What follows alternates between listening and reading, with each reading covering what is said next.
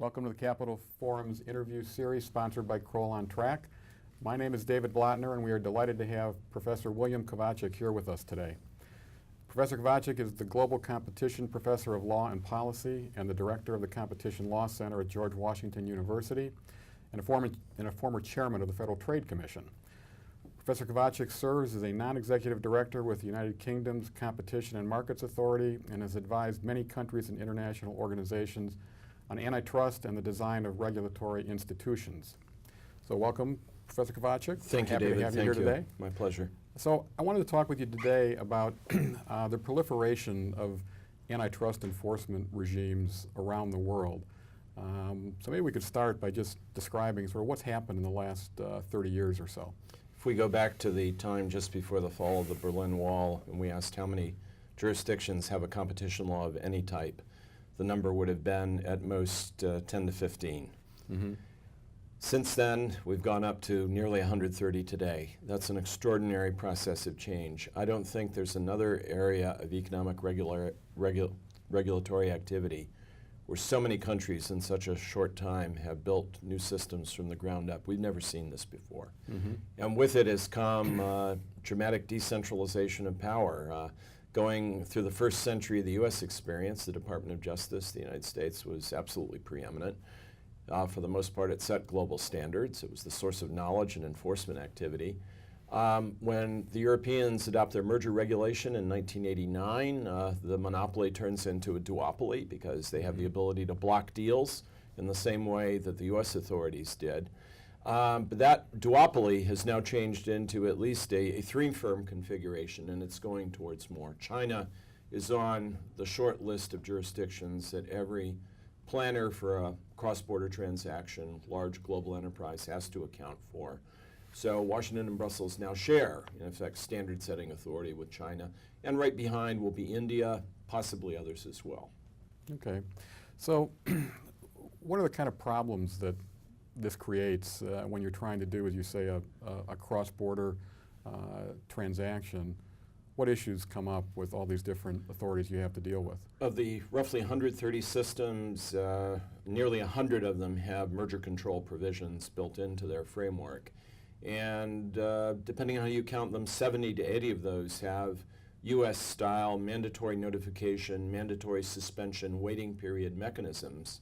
So it's entirely possible that if you're a significant global consumer goods or industrial products services provider, you may have to notify your transaction in 10, 15, 20, 30 different jurisdictions.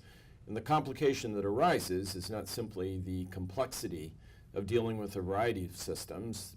Moreover, even though there's some similarity across them, there are important differences across these regimes in terms of what you have to file, how long you have to wait, as well as the substantive constraints that govern what the agencies do, so that the complexity, timing, cost of carrying out routine transactions has increased dramatically, and efforts to achieve some degree of standardization and process have lagged considerably far behind. Okay. So what are some of those sort of standardization sort of efforts that have been made to try and coordinate among some of these regimes? Things have proceeded on a couple of tracks. One is to try to get broad agreement about what types of transactions ought to be notified and covered at the national level, to get agreement among different jurisdictions that, in a sense, transactions that only matter for them ought to be notified, and that those who have no impact ought to be swept through the process without any examination at all, no filing. So one is to get consensus on basic housekeeping details about when you have to file, who you have to file with. Another is to build some consensus about what you're looking at, what kind of substantive standards should be applied. And there have been a host of efforts through multinational organizations like the International Competition Network to perform a standard-setting function with respect to process, and also to develop some common understanding on substantive norms to be applied as well. In individual transactions, there's a growing trend for individual jurisdictions to speak with each other and to seek to develop a common approach to looking at specific deals. So there are efforts to create synapses that join these systems up. to establish a common framework for analysis, and between individual jurisdictions to work collaboratively on individual transactions, and to use a variety of different techniques to build a common vocabulary, common methodology. There are lots of efforts on the part of enforcement officials and international bodies like ICN, the Organization for Economic Cooperation and Development, to develop common norms, common standards to provide predictability. But I would say in the race between complexity, consensus, and standardization, complexity is winning out. So what are some of the efforts that are underway, for example, at the ICN to try and deal with some of these issues to sort of minimize the complexity or make things easier for both the agencies as well as parties that have to file things before them? ICN has developed recommendations for defining when you should demand notification, which transactions have a sufficient nexus with your jurisdiction to be fair game for examination. They have developed standards and norms for the kind of information that ought to be provided. They've developed substantive norms for the sorts of issues you should look at and how you should look at them. They've developed a good series of workshops and programs to bring case handlers from different jurisdictions together to work on specific techniques, to work through problems, and by doing simulation exercises to develop in a way that a sports league would try to get its referees to call the game the same way. The referees have been getting together to think about how to call the game in a similar manner. These are all very promising. A limitation is that these are all what are called soft convergence techniques. They're not binding, they're voluntary, and because ICN, OECD being another that's made efforts of this, because they rely entirely on voluntary cooperation and effort. Nobody has to join, there's no binding requirement. They're in an awkward position in going to their members and saying more than, this is a nice idea that you ought to adopt. And to provide a more critical approach and saying, you haven't adopted this. You're falling short. And if you want to promote the cause of good governance, you better get in line on this. That's a message that the international networks are reluctant to provide. So it's in effect a course, a class in which the instructor's saying, if you'd like to read this, that's good. Here's a good reading list. But there's not going to be an exam. You can grade yourself, and lo and behold, everyone's coming up with A's, A minuses. So what is it that you think can be done to try and sort of bridge some of these problems then? If they don't have to abide by the recommendations, where are we going? I think one thing that has to be done is within the major international networks, which are the public policy equivalent of standard setting organizations, without the ability to oppose mandates, but they are engaged in standard setting, developing understanding.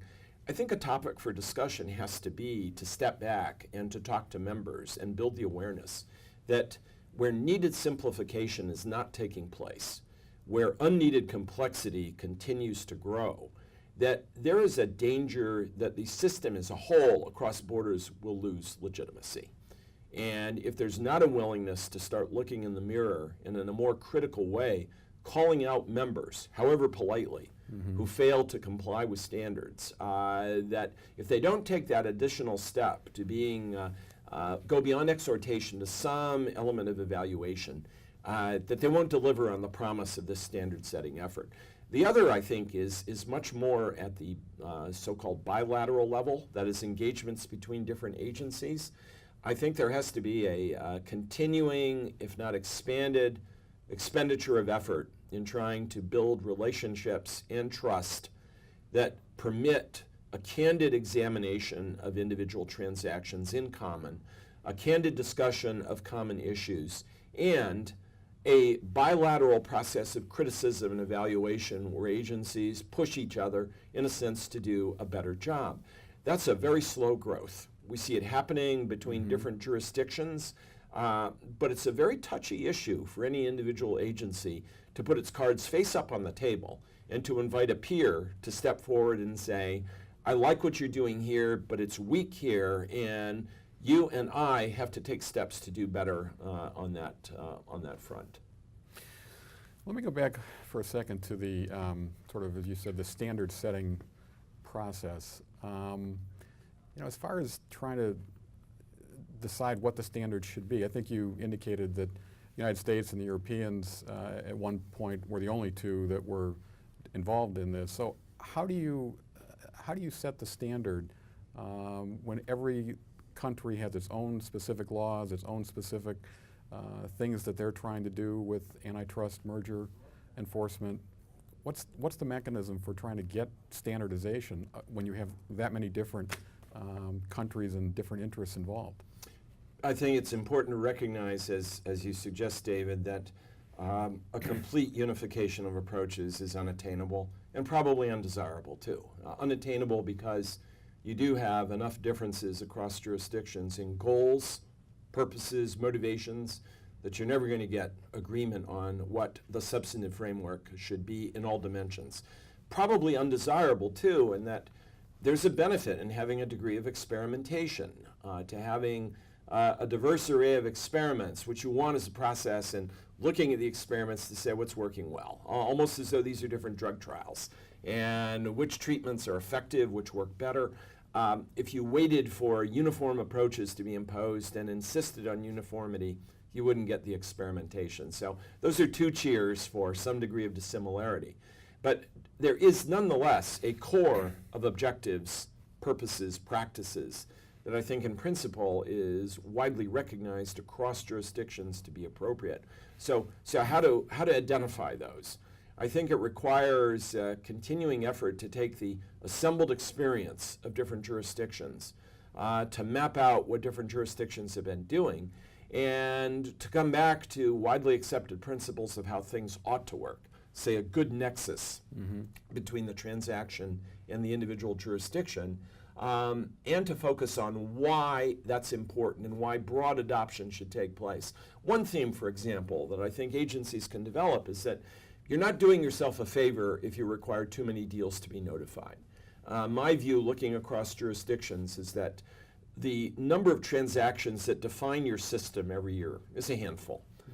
Whether you're an old agency or a new agency, there might be 5 or 6 deals a year that basically tell people what the perimeter is and where you're going to defend. You want the capacity to mass your resources to look at those 5 or 6. You don't want to spread the resources across hundreds. And I think to point out and to develop an awareness of how over-inclusive standards are not to the benefit of the agency, and to look at the life cycle of different systems and see how, with greater experience, an agency should have more confidence in adopting practices that have been achieved elsewhere. One of my disappointments is that the enormous experience that older systems have in predicting where there will be problems has not been taken on in the way that it might be otherwise. I was a junior case handler at the FTC in 1979, at about the time that the Hart-Scott-Rodino mechanism in the U.S., that's the U.S. mandatory notification mechanism, went live. Statutes passed in 76. The rule takes effect in January 79. I show up in September 1979, and I watched for 4 years the early efforts to put that in place. In many respects, it was chaotic. And this was a system that had fairly lavish resources, fairly well-developed professional skills. There's been an epidemic tendency to underestimate how hard the administrative burdens are going to be, how difficult it's going to be for the agency to assimilate information, analyze it, and make sensible recommendations. That error has been repeated in every single system that's followed down this path. So I think there's a great possibility still for the international organizations to say, let's look at experience. Let's collectively move down a learning curve. That requires an honest effort to pool experience, good and bad, and to acknowledge what's worked and not worked, and to engage in a larger conversation with other agencies to create trust and credibility to say, this is what we've seen, and we can tell you whatever your substantive commands are. If you have a mismatch between the demands of the mechanism and your ability to perform, you're going to be standing under a waterfall with a teacup, and you're going to get really wet. You might drown. So that sort of brings up the question of what role should the United States, the Department of Justice, and the Federal Trade Commission be playing in trying to bring their experience to these other newer enforcement regimes, and how influential can they be? I think the continued engagement in these international networks and regional equivalents and bilateral relationships is necessary.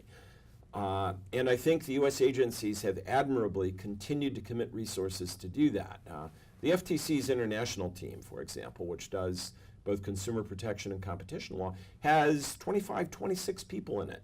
And they're doing international relations. In 1979, again, when I was young at the Federal Trade Commission, there was one person spending half time doing everything international. That was it. So there's been a tremendous additional commitment and resources. I think that has to be sustained, and where, again, the Department of Justice and FTC, I think can do well is, first, deeper integration of their efforts across the two agencies. There's an awkward relationship anywhere in the world when you take two public institutions and you put them in the same policy domain. There's rarely, if ever, been an instance in which that's a harmonious and completely joined up experience. There's some of that happens, but we have a joint venture in the U.S. that I would say is more reluctant rather than willing and cooperative. I think one step is to make the international agenda setting process much more cooperative and integrated, and for the two agencies to sit down and say, in the year ahead, what will we be doing? There's a meeting here, of course, this week, the American Bar Association. There is the climax of it is the crescendo is Friday, and a roundtable of enforcement officials. It would be fascinating for 1 year for the head of the antitrust division in the FTC to say, we've been working on a common program internationally, and one of us will announce it today. Here are our aims going ahead. This is what we're going to be doing going ahead. I think that information, that experience has to be pooled in a much more intimate and complete way between the two agencies to achieve more coherence that way in speaking to international audiences, but to continue to press the policymaking agenda in the direction of saying, we have a vast body of experience collectively. Let's reflect on what that tells us about how to do this job. I think that would be an informative way to begin to build a deeper consensus about what the framework should do, and to commit ourselves to a greater effort through these international institutions to push individual jurisdictions to eliminate anomalies. And to some extent, that has to begin at home too. Professor Kovacic, I want to thank you very much for speaking with us today. It's been a pleasure. I'm most grateful. Thanks. Thank you. Thank you.